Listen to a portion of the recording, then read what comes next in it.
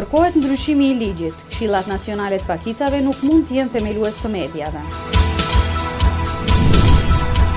Preshevarët përsëri kapen duke kontrabanduar me qenie njerëzore. Komuna e Medvegjës me prioritet zhvillimin ekonomik. Mirëmbrëma të respektuar shikues, ju jeni duke u shoqëruar me televizionin Spektrin, vazhdim do të ndiqni edicionin e lajmeve. Koalicioni i shoqatave dhe asociacioneve të mediave dhe të gazetarëve në Serbi ka kundërshtuar iniciativën e Këshillit Kombëtar Shqiptar për themelimin e një mediumi elektronik, duke theksuar se kjo është në kundërshtim me reformat mediale në nivel shteti. Andaj, ky koalicion i ka bërë thirrje organeve shtetërore që me procedurë të shpejtë të miratojnë ndryshimin e ligjit për këshillat nacionale të pakicave kombëtare për të penguar ndikimin politik dhe konkurrencën jo lojale, e cila do të ishte pasojë e krijimit të mediave nga këshillat e pakicave kombëtare. Hollësit rreth kësaj çështje do t'i mësoni nga materiali në vijim.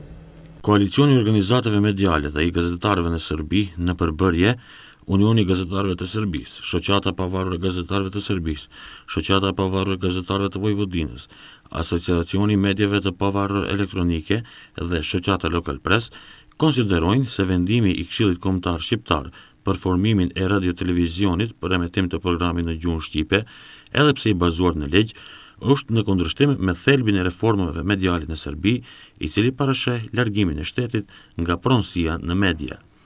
Ky koalicion paralajmëron se zgjidhjet ligjore për informim të pakicave në Serbi kanë mbetur të paqarta dhe praktikisht forcojnë pozitën e këshillave kombëtare në fushën e informimit në gjuhën e pakicave, edhe pse përvojat e të drejtënishme kanë treguar se shumica e mediave që kanë përthemeluar këto këshilla punojnë në ndikimin politik. Ekziston rrezik i madh që modeli i përgatitur nga Këshilli Kombëtar Shqiptar të shfrytëzohet edhe nga pakica tjera që do të sjellë edhe monopolin e këshillave kombëtare në informimin e pakicave e të ndalojnë kështu pluralizmin medial, informacionet dhe qëndrimet. Ligjet për mediat kanë të definuar sistemin e dyfisht për informim në Serbi, njërin në gjuhën e shumicës, i cili bën thirrje për zvogëlimin e ndikimit të shtetit dhe institucioneve të shtetit në fushën e mediave, ndërsa në gjuhën e pakicave shteti jep favore këshillave kombëtare, jo vetëm të favorizojnë themelimin e mediumeve të reja, por edhe të instrumentalizojnë veprimin e tyre. Ky koalicion medial në Serbi supozon se legjvënësi në bashkëpunim me disa parti të pakicave ka dashur të ruajë informimin në gjuhën e pakicave, mirëpo ka lëshuar shansin për të definuar përgjegjësitë e këshillave kombëtare në fushën e informimit dhe mekanizmat në mbrojtjen e autonomisë redaksionale së mediave që themelojnë këto institucione.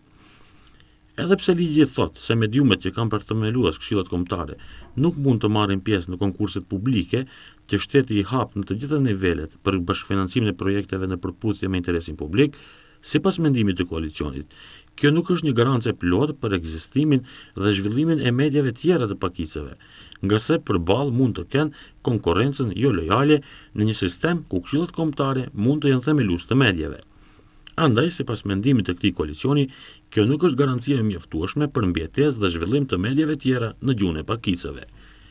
Koalicioni i mediave dhe gazetarëve apelon tek qeveria dhe përfaqësuesit tjerë vendimarrës se është me rëndësi interesi shoqëror i mediave në shumë gjuhë dhe përmbajtja interkulturore e tyre.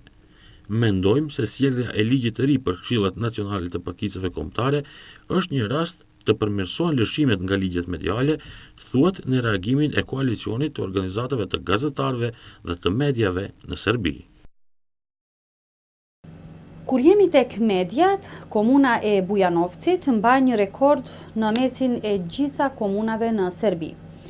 Sipas të dhënave të Unionit të Gazetarëve të Serbisë, komuna e Bujanovcit harxhon 3.9% të buxhetit për financimin e ndërmarrjes publike Radio-Televizioni Bujanovci, kurse rekordere për financimin e mediave në bazë të projekteve konkurruese është komuna e Novi Beçejit, e cila për këtë qëllim ndan 2.75 të mjeteve buxhetore.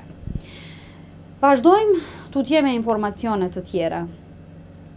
Nëpërmjet një komunikate për media, kryetari i komunës së Medvegjës konfirmon se prioritetet e pushtetit të ri mbesin i rrimëkëmbja e prodhimit në minierën e Lecit, aftësimi i pajisjeve për inisjen e prodhimit në fabrikën e peletit, sigurimi i mjeteve financiare për zhvillim më të shpejtë të bujqësisë, zhvillimi i turizmit dhe përmirësimi i infrastrukturës. Duke sqaruar të arriturat deri më tani, ai sqaron se pushteti i ri ka pasur pak kohë dhe hapësirë për veprim cilësor, por megjithatë për një afat të shkurtër është arritur mjaft.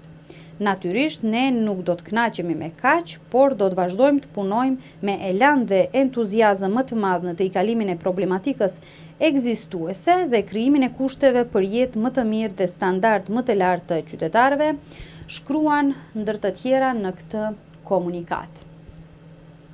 Ndërsa, ka vazhduar edhe më tutje kapja e kontrabanduesve me qenie njerëzore, të cilët kryesisht trafikojnë aziatik për në vendet e Bashkimit Evropian.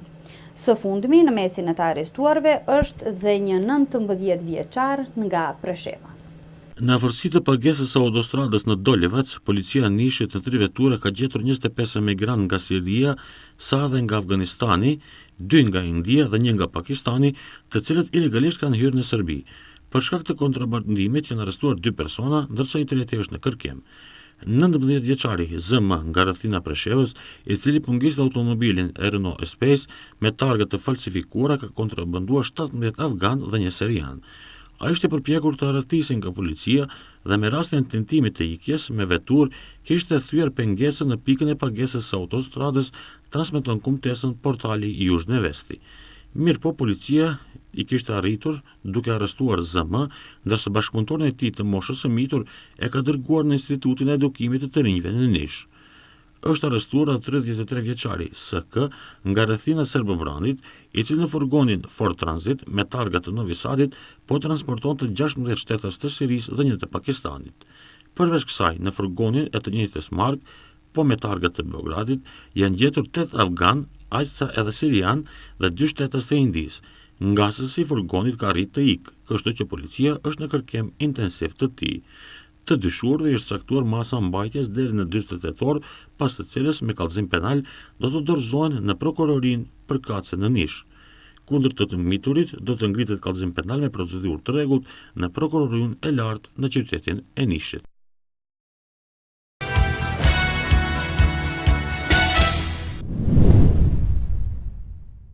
Qindra mbështetës të Partisë Radikale Serbe në Beograd, sot në 16 vjetorin e bombardimeve të NATO-s kundër forcave serbe në Kosovë dhe Serbi, ja kanë vënë flakën flamujve të NATO-s, BE-s, Shteteve të Bashkuara të Amerikës dhe Kosovës. Më tutje, siç raporton agjencitë e lajmeve nga Beogradi, duke folur në këtë tubim lideri radikalëve Vojislav Šešelj, tha se Serbia asnjëherë nuk guxon të bëhet antare e NATO-s e as e Bashkimit Evropian. Megjithatë, regjimi tradhtar i Aleksandr Vučićit po punon për këtë. Kemi dashur që simbolikisht me këtë tubim ta shënojmë fillimin e agresionit, por regjimi këtë tubim e ka ndaluar, tha Šešelj, dhe ka shtuar se Partia Radikale e Serbisë kur nuk do të pajtohet me pavarësinë e imagjinuar të Kosovës. 2 ligjet kontestuese i përregjistrimin e vendbanimit dhe tjetri për letërnjoftim, sipas gjitha gjasave do të përfundojnë njëjtë si ligji i branitellave. Komisioni për Mbrojtje dhe Siguri dhe ai për Sistem Politik, ku duhet të shqyrtojnë këto 2 ligje, ushtim për afat të pacaktuar. Për ligjin e letërnjoftimeve nevojitet edhe shumica e badenterit, për çka BDI edhe pas shtyrjes së seancës përsëriti qëndrimin se nuk do ta mbështesë. Një ligj të atill nuk do ta përkrajmë, që do të thotë gjithsesi se nëse vinë rëndite në fazën e dytë në seancën plenare, ne do të përdorim edhe votimin e badenterit, që do të thotë nuk do ta votojmë dhe me automatizëm, ai ligj nuk do të kalon. Sa i përket ligjit për vendbanime, gjithsesi se jemi në bisedime me partnerët e koalicionit dhe jo rastësisht sot seanca për sistemin politik u ndërpre, tha Rafiz Aliti, deputet i Bashkimit Demokratik për Integrim. Kryeministri Edi Rama dhe komisioneri për zgjerimin në Bashkimin Evropian Johannes Hahn zhvilluan pasditën e sotme një konferencë të përbashkët pas takimit të nivelit të lartë Shqipëri-Bashkimit Evropian për integrimin e vendit tonë. Hahn tha se Shqipëria po ecën në rrugën e duhur drejt procesit të saj të integrimit. Ai përgëzoi Shqipërinë për ecurim pozitive, por theksoi se mbetet ende shumë punë për të bërë në luftën kundër korrupsionit dhe krimit të organizuar. E gjitha që tha ai ka të bëjë me funksionimin e sistemit të drejtësisë, i cili sipas tij duhet të jetë i pavarur dhe efikas. Patëm takime frymëzuese për të gjetur këndvështrime të reja për çështje të ndryshme. Në përgjithësi duket qartë dedikimi i të gjitha palëve. Dje kam pasur takim dhe me përfaqësues të shoqërisë civile, të gjithë janë të angazhuar për integrimin e Shqipërisë. Besoj se kjo është e mundur, duke pasur parasysh se të gjitha takimet kanë qenë premtuese. Ka nevojë për politika koherente dhe serioze për luftën kundër krimit dhe korrupsionit. Reforma në drejtësi të jetë gjithëpërfshirëse, tha Han. Nuk do të heshtime as të shikojmë anësh se si po krijohet Shqipëria e madhe, kështu deklaroi ministri i punës i Serbisë Aleksandar Vulin, i pyetur nga mediat si e komenton deklaratën e kryeministrit të Shqipërisë Edi Rama për bashkimin e Kosovës e të Shqipërisë përmes bashkimit evropian. Krijimi i Shqipërisë së madhe është diçka që trem serbët, por do të duhej të brengos edhe Europën edhe botën, ka deklaruar Vulin. Qeveria në të cilën nuk ka serb, ka bërë mbledhje me qeverinë tjetër e cila ka thënë se ka një ëndër që në hapësirën tonë të jetojë një popull në një shtet. E nëse është shtet i një kombi, pas serbët, Goran, Ashkali, Bosnjak, Rom dhe të tjerë, përveç një populli që jeton në Kosovë dhe në Shqipëri, dhe këtë Europa zguxon ta mendoj ta lejoj në shekullin 21, citojnë mediat Vulinin. Presidentja e Kosovës Atifete Jahjaga përmes një deklarate me rastin e 16 dhjetorit të fillimit të bombardimeve të NATO-s, i ka vlerësuar si një akt i cili mundsoi që Kosova sot të jetë vend i qytetarëve të lirë dhe të barabartë. Sulmet ajrore të NATO-s mbi objektivat ushtarake dhe policore serbe u bën në mbrojtje të paqes, të parandalimit të gjenocidit, të shpërnguljes me dhunë të popullsisë, të shkatërrimit të jetës dhe pasurisë së qytetarëve të Kosovës. Këtë sulme ishin veprimet më humanitare në historinë e Aleancës Veriatlantike, si një përcaktim i fuqishëm i botës demokratike kundër politikave agresive dhe në mbrojtje të popullsisë civile. Në shënimin e 16 vjetorit të sulmeve ajrore të NATO-s, kur shënohet fillimi i kthimit të shpresës për qytetarët e Kosovës për një jetë të re, shpreh mirënjohje të përhershme për Shtetet e Bashkuara të Amerikës, vendet anëtare të Bashkimit Evropian dhe të NATO-s, që me përkushtim u angazhuan në mbrojtjen e vlerave të qytetërimit dhe mundsuan që Kosova sot të jetë vend i qytetarëve të lirë dhe të barabartë.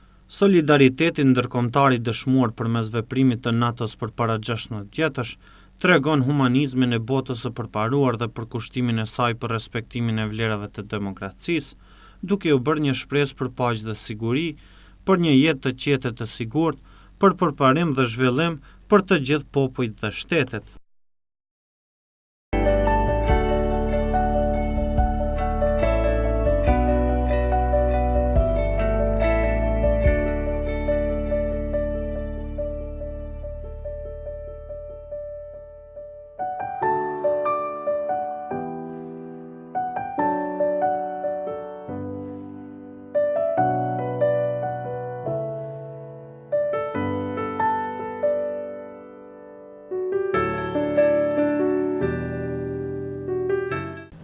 Të respektuar shikues, ne këtu përmbyllim këtë edicion informativ, duke ju falenderuar për momendjen tuaj, ju uroj një natë të këndshme.